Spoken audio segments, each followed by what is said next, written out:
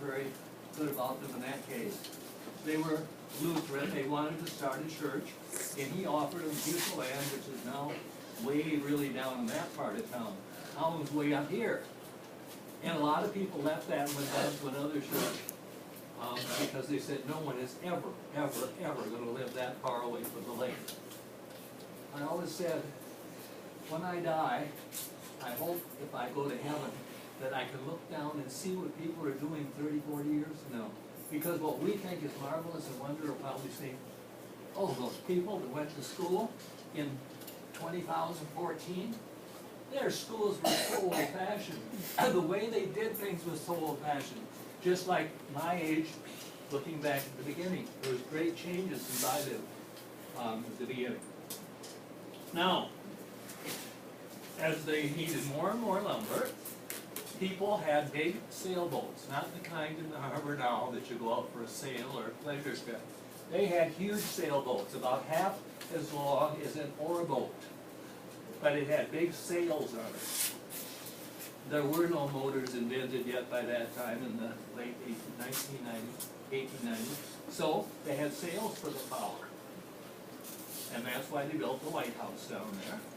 They also had a couple churches with tall steeples, which ours haven't had, and they paid the church to have a light up in their tower all through the voting season, because they used that before the original lighthouse got built to find their way into the harbor of Escanaba. Well, there got to be 600-700 men that eventually got here around the turn of the century to work in the mills. They cut all the trees close by, so they had to go farther and farther away from Escanaba. And they set up lumber camps.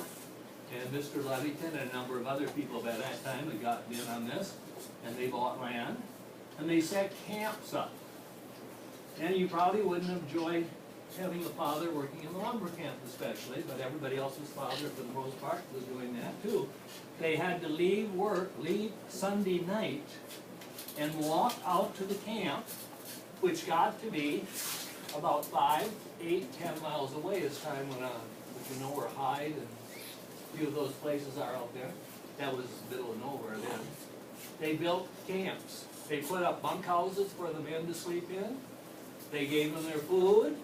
They earned 5 cents an hour, which is not quite as bad as it sounds. But they had to be out there ready to get up on Monday morning when it got lit daylight. Now this time of the year, in case you don't know it, I woke up this morning, it was 10 to 6, it was daylight.